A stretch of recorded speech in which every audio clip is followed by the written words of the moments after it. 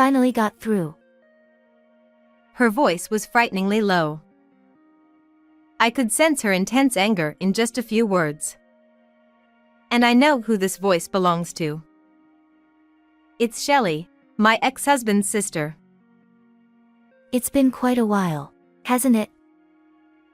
As always, she's still assertive in her speech. I've been trying to contact you many times, and yet you had the audacity to ignore me. Her nagging tone hasn't changed. What is the purpose of your call? Don't play dumb with me. Shelley didn't seem to appreciate my businesslike manner, as her voice crackled through the speaker. I lent you $30,000 because your child was enrolling in a private elementary school, right? So, repay that money. I couldn't understand what she was saying. A child. Exactly. Even though he's not that special. Quite an accomplishment, isn't it? Whose child could she be talking about? Excuse me, but are you mistaking me for someone else? Since I had no recollection of any such conversation, I even began to doubt if the caller was indeed Shelley. What are you talking about? Dean and Alice, your children, my nephew, right? When did I and my ex-husband, Dean, have a child together? That was what I wanted to ask. Dean and I got divorced 5 years ago, remember? We definitely don't have any children. After a brief silence, Shelley burst into laughter. I woke up in the morning and opened the window. Despite the season transitioning into spring, the air that entered the room was still chilly. Trying not to wake up my husband, Dean, I started preparing breakfast. A slice of bread, vegetable soup, fried eggs, and sausages. That's my usual breakfast. After saying a prayer before eating, I had my meal alone. My husband works as a caregiver, and today he starts his shift in the afternoon.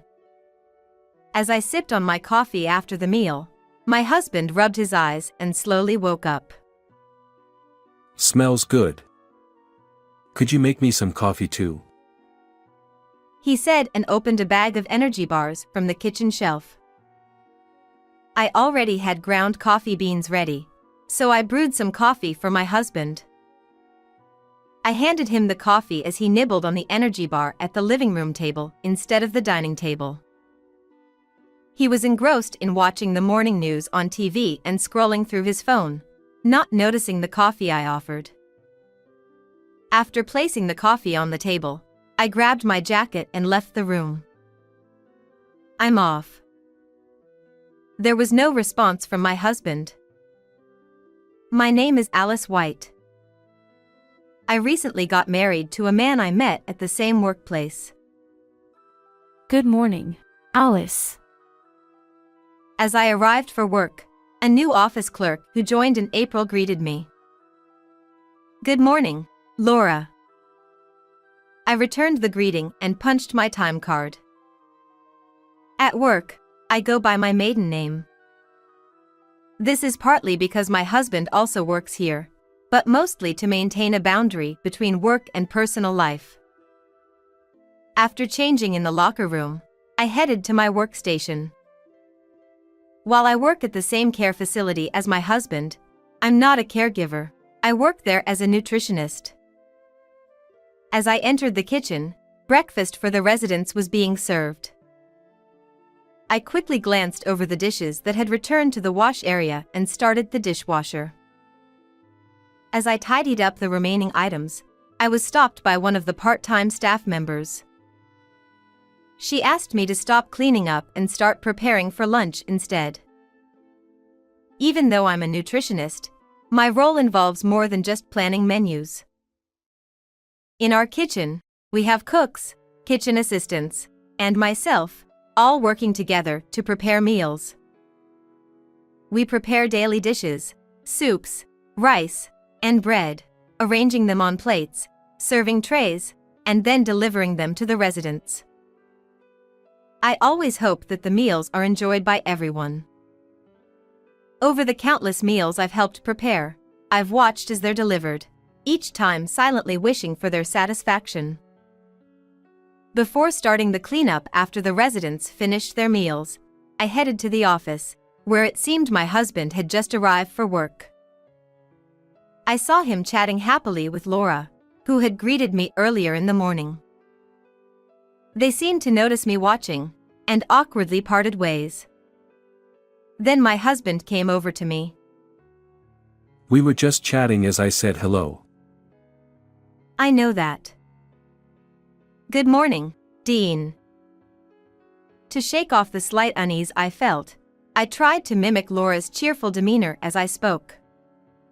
My husband chuckled and quickly made his way to his station. I grabbed my laptop from my locker and returned to the kitchen.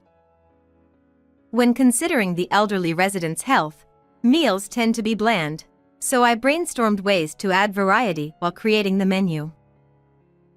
As I worked on this, it was time to start cleaning up from lunch, followed by preparing for dinner and the next morning's breakfast.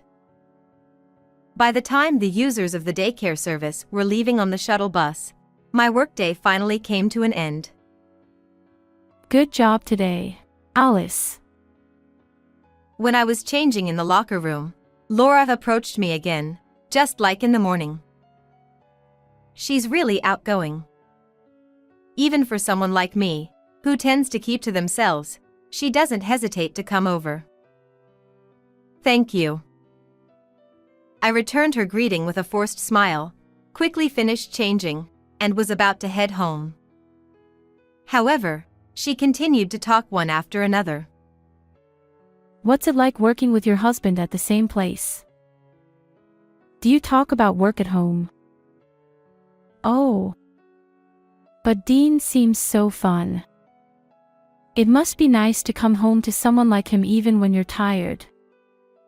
I wish I could marry someone like Dean. Whether she's actually listening to my responses, or if she even cares about what I say, it's like she's just talking to herself. Well then, see you later. She left with a sparkling smile, wearing a light pink coat.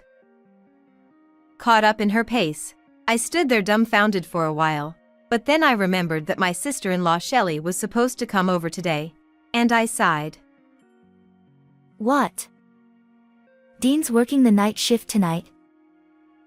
My sister-in-law dramatically slumped her shoulders.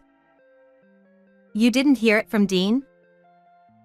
She dropped her bags heavily onto the sofa and plopped herself down with a thud, glaring at me. If he's not here, you should have told me earlier. She ignored my question. My sister-in-law dotes on Dean and seems to view me as an adversary. Most of those bags on the sofa are probably gifts for Dean. By the way, Alice, I'm hungry. What's for dinner? My sister-in-law asked without even glancing at me as she turned on the TV while I was preparing dinner in the kitchen. When I first got married, I was surprised by how unabashed she was, but now I'm used to it. I've toughened up quite a bit myself. I've made meatloaf, green salad, and a hearty soup tonight. I carried the meal to the table in front of the sofa where my sister-in-law was sitting. As usual, such plain dishes. While I couldn't help but think, well, then don't eat it. I muttered a quiet, I'm sorry. But I knew my sister-in-law wouldn't hear it anyway. Dean is still young, and caregiving is such a physically demanding job. Are these simple meals really enough for him? It was the usual nagging from my sister-in-law. I just nodded along. Yes, while internally brainstorming ideas for the facility's menu. Maybe I could give the meatloaf a Chinese twist, or try expanding the variety of soups. Are you even listening? Perhaps I seemed absent-minded, as my sister-in-law's tone grew sharper. I'm sorry. Once again, I muttered quietly. Marrying someone who can't even listen to others. Dean deserves better. Come to think of it, none of his ex-girlfriends were any good either. Every conversation with her overflowed with her overprotective love for her brother. After ranting on for a while, Dean is not here and it's boring being around you. With those words, she left. She had finished the meal I prepared. Despite her complaints, it seemed she found it delicious. That gave me a sense of relief.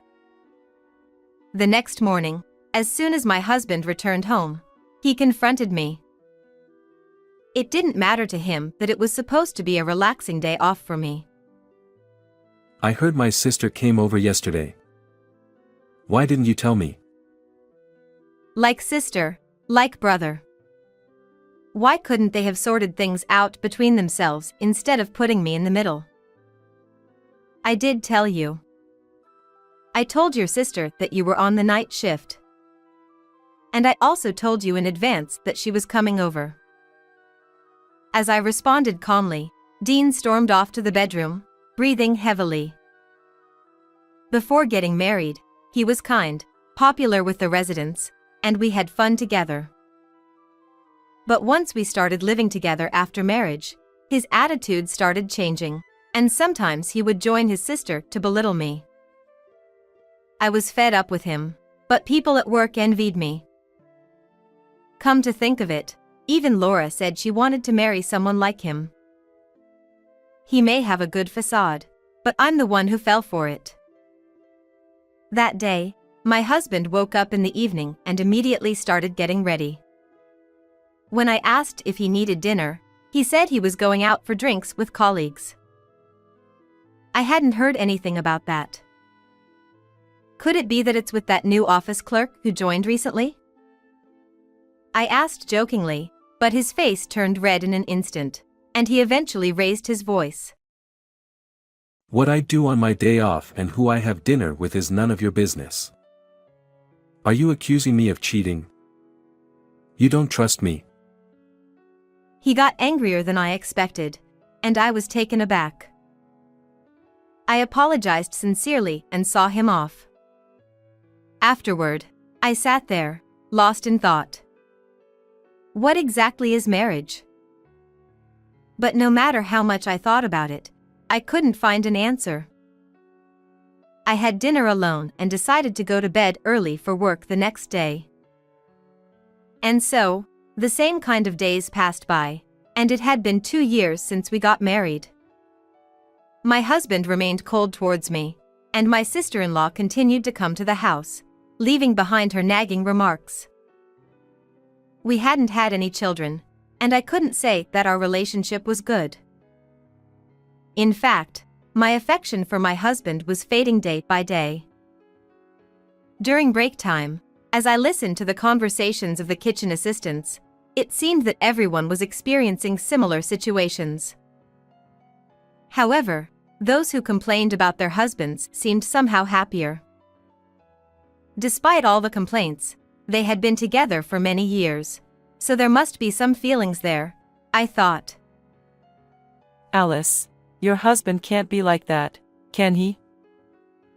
But no matter how I tried to reassure them, no one believed me. One evening, as I was leaving, I saw my husband and Laura chatting happily. I had witnessed their friendly interaction almost every day. While their closeness used to bother me, I had grown numb to it over time. One morning, as I was enjoying coffee after a meal, my husband came downstairs. "Are you going somewhere?" Even though it was our day off together, we usually spent it separately. Seeing him getting dressed so early made me suspicious, so I asked. Yeah, I'm going out for a bit, but before that, I need to talk to you. He said, looking at me with an unusually serious expression. A strange feeling stirred within me. As I faced him, he looked down, avoiding eye contact. A heavy silence hung in the air, and eventually, He began to speak hesitantly. As time went by, I decided to leave my job at the care facility and started working as a cook at a child care center. It was a small center, so I was much closer to the children, and seeing their unfiltered emotions every day seemed to awaken something within me. Unlike before, every day felt bright and lively. Goodbye, Alice. It was already 5 o'clock, so I started to head home, and the children called out to me. "See you tomorrow." I waved back and hurried along the way, exchanging quick greetings with the childcare staff and the parents who had come to pick up their children. During work, I received a call from Shelley. After finishing work and checking my phone, I saw several missed calls, which made me feel uneasy and wanted to get home as soon as possible. Upon arriving home and closing the front door, my phone rang again. Surprised, I checked it, and this time it was from an unknown number. I was certain I shouldn't answer this call. It must be from Dean. I've received calls from him before, asking for money. I have no attachment to Dean whatsoever, nor any sympathy for him. Certainly, I had no intention of lending him any money. When I firmly refused, he started resorting to silent calls and even stalking. Even when I blocked his calls, he would change his number and continue to contact me. Eventually, he started waiting for me outside my workplace, forcing me to switch jobs multiple times. His persistence became unbearable. After finally consulting the police about the situation, he seemed to give up for a while, but then... Will I have to go through that ordeal again? For now, I decided to turn off my phone and avoid any contact from those siblings. To calm myself down, I slowly sipped my coffee. Why do I have to be pushed to the brink like this? When will I ever be free from those siblings? I opened the window and looked up at the night sky, lost in thought. Since blocking calls from Sherry and Dean, I had enjoyed peaceful days. I had been avoiding answering calls from unknown numbers, but as I changed jobs frequently, I started to have more acquaintances. Then, one day, I answered a call from an unfamiliar number. Finally got through. Her voice was frighteningly low. I could sense her intense anger in just a few words. And I know who this voice belongs to. It's Shelley, my ex-husband's sister. It's been quite a while, hasn't it? As always, she's still assertive in her speech. I've been trying to contact you many times, and yet you had the audacity to ignore me. Her nagging tone hasn't changed. What is the purpose of your call? Don't play dumb with me. Shelley didn't seem to appreciate my businesslike manner, as her voice crackled through the speaker. I lent you $30,000 because your child was enrolling in a private elementary school, right? So, repay that money. I couldn't understand what she was saying. A child. Exactly. Even though he's not that special. Quite an accomplishment, isn't it? Whose child could she be talking about? Excuse me, but are you mistaking me for someone else? Since I had no recollection of any such conversation, I even began to doubt if the caller was indeed Shelley. What are you talking about? Dean and Alice, your children, my nephew, right? When did I and my ex-husband, Dean, have a child together? That was what I wanted to ask. Dean and I got divorced 5 years ago, remember? We definitely don't have any children. After a brief silence, Shelley burst into laughter. Are you out of your mind? Did you really think you could get away with such a lie just because you don't want to repay? Even though she said that, I genuinely had no idea what she was talking about. The story seemed completely off, so I asked for more details, and it turned out that Sherry didn't know that Dean and I had divorced. When she asked Dean for repayment of the money, he told her he had entrusted everything to me. Anyway, Dean says he entrusted everything to you, so give it back to me right away. I was left speechless as she abruptly hung up the phone, but soon, a boiling anger began to well up inside me. 5 years ago, Dean told me that he wanted a divorce because he had impregnated Laura. I wasn't particularly attached to him at that point, and I even felt disgusted to know the fact. So, I immediately agreed to the divorce. Could it be that he had been lying to his family, claiming that the child born between him and Laura was actually ours? Dean's parents had already passed away, so even if he had kept it a secret from Sherry, I couldn't understand why he would do such a thing. Moreover, even after the divorce, Dean kept contacting me, asking for money. Of course, I never obliged. I was so angry that I headed to the care facility where Dean was.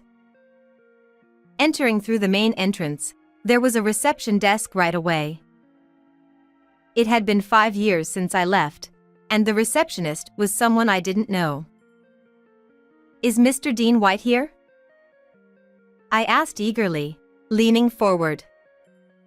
The receptionist, taken aback by my intensity, sought help from a veteran staff member who was standing behind her. The veteran staff member approached me upon seeing my face. Since I also knew her, we were both delighted to see each other after such a long time. However, this wasn't the time for that. I told her that I had business with Dean and asked her to call him. From her reaction, it seemed that here too, I was still considered married. Come to think of it, I couldn't see Laura around. Perhaps she had quit her job to focus on raising her child. As I pondered over these thoughts, Dean hurriedly approached. Please don't come here. He whispered to me, leading me outside to avoid attracting attention. It's been a while. I certainly wasn't happy to see him again. Frankly, I never wanted to see his face again. What's going on today? Despite my feelings, Dean seemed oddly fidgety. It was unsettling. In brief, I recounted the story I had heard from Sherry. "So, make sure to pay her back, okay? $30,000. With those words, I turned my back on him and left. While I was curious about why he hid our divorce and who Sherry's nephew might be, I just wanted to get away from there as quickly as possible. When I got home, I immediately took a bath.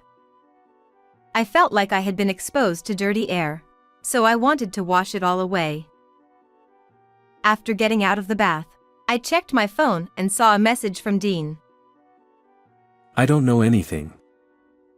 If my sister is telling you to give money back, then it's up to you to figure it out. I was stunned by the message when I heard the sound of the front door opening.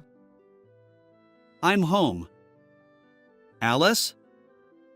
What's wrong? Hearing the voice of Oscar, with whom I lived together, I felt relieved and tears welled up in my eyes. Watching him flustered by my crying, I couldn't help but chuckle, finding his reaction adorable. Hey, are you okay now? Can I ask what happened? I am soon to marry him, who cuddles up to me with eyes as moist as a puppy's. While I had mentioned my divorce history, I wondered how he would react if he knew about the troubles with my ex-husband. That's why I hadn't told him about the calls from Dean or Sherry, or the past stalking incidents. I'm okay now. Sorry for surprising you. I want to be with Oscar forever. Meeting him has taught me what true love is. Even as we age, I want to walk alongside him, cuddled up together. With him, we can support each other while respecting one another. And above all, I didn't want to lose him. I'll manage on my own somehow. As I tried to prepare dinner as usual, pretending not to let Oscar know about the troubles with Dean, Oscar grabbed my arm with a serious expression. His grip was strong, and I couldn't move from that spot. Alice, you're hiding something, aren't you? Oscar was a detective. It didn't take long for me to realize that I couldn't escape from his straight gaze. I knew I couldn't deceive or lie to him. I'm sorry. I lowered my head and told Oscar about the situation, waiting for his reaction. Surely, he would be disappointed. As long as there were conflicts with my ex-husband, or rather, as long as I hadn't properly settled my past relationships, he probably wouldn't want to be with me anymore. Why didn't you tell me until now? I could feel him slipping away just like that. Even though I wanted to speak up, my voice wouldn't come out. I just kept looking down. What expression was Oscar wearing as he faced me? I was too scared to check. Oscar let out a deep sigh. It's over. Just as I thought that, I found myself in his arms. Don't bear it all alone, rely on me more. In the warmth of Oscar's embrace, I could feel his arms trembling. He was anxious too. He asked me to share half of the burden I had been carrying alone. I had never felt so fulfilled before. In his arms, I finally understood what happiness truly meant. A few days later, I called Dean and Shelley to my home. They arrived in high spirits, but their confidence faltered when they saw Oscar by my side. Who's this guy? Shelley glanced at Oscar and me with disdain, but Oscar paid no attention to her and began questioning Dean. He asked about the $30,000 loan, the date he borrowed, and the reasons for hiding the divorce from his own sister. Oscar asked politely and in a gentle tone, but Dean's answers were all evasive and unsatisfactory. I don't care about the reasons for the loan or the divorce. Anyway, Alice, you held on to it, right? So, if you just give it back to me, that's all that matters. Sherry seemed determined to make me pay. Are you okay with your brother being charged with fraud? Oscar looked at Sherry with a piercing expression. There's no way my little Dean could commit fraud. Sherry glared back at Oscar, refusing to back down. Despite being the subject of discussion, Dean kept his head down. Oscar returned his attention to Dean and began to explain slowly. Using false information or misleading facts to deceive others and gain illicit profits constitutes fraud. Are you telling the truth? Seeing Dean still silent, Sherry couldn't stand it any longer and confronted Oscar. Who do you think you are?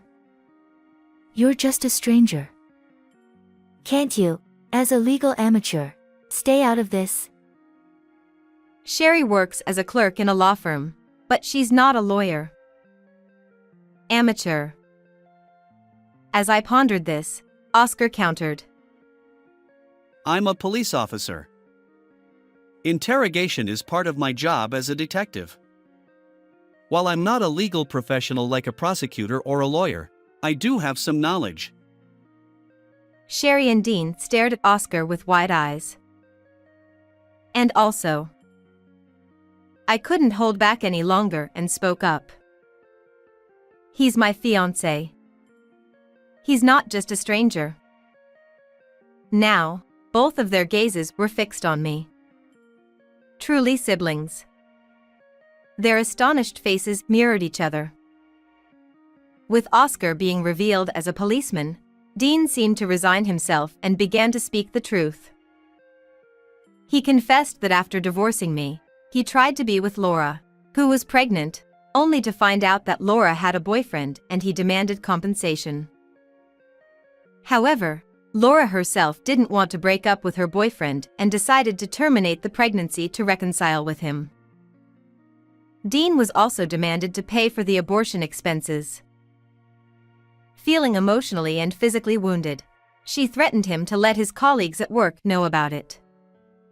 Consequently, he had to pay the compensation to Laura as well. After that, he found himself with too much spare time and couldn't stop spending money on mobile games, leading to overwhelming debt. Just listening to it made my head spin. It's embarrassing to think I was once married to such a pathetic man. So, who was that child then? Sherry seemed quite shocked too. There was no vigor in her voice. I asked a coworker's child to pretend. I promised to give him pocket money and buy him things he wanted. How foolish can he be? I can't believe Dean would lie to me like that. Sherry looked up at the sky. Tears were streaming down her eyes, but I couldn't have any sympathy. This is the truth. Now, please talk it out between yourselves. And get out of our home as soon as possible, you strangers. When Oscar raised his voice, both of them flinched and quickly left the house. After that, neither of them ever contacted me again. 3 years later, Oscar and I were preparing to move into a new apartment. Since that incident with the siblings, we hadn't had any dealings with them, and I've been enjoying peaceful days. Most importantly, a new life is about to join us. A moving truck arrived and our belongings were carried out of the room one by one. We looked at the now empty space and laughed, realizing how spacious it was. I wondered if the baby inside my belly was laughing with us as I could feel them moving. We got into the car and headed towards our new home. During a red light, I noticed a man walking hand in hand with a woman. Her face looked familiar. Oscar seemed to notice too. I gently touched his hand as he gripped the gear lever. He squeezed my hand back gently. The woman being led looked at us. However, she seemed unable to remember who we were. She stopped in the middle of the crosswalk, looking lost, until the man with her urged her to keep walking. As the light turned green, Oscar drove on. As we passed by, the man seemed to be shouting insults at the woman, but our car kept moving. That's fine. I've overcome the past and found happiness. With Oscar and the precious little one on the way, I'll walk into the future. In the warm sunlight pouring down on us, our car drove straight ahead. Cherry blossoms were in full bloom along the roadside.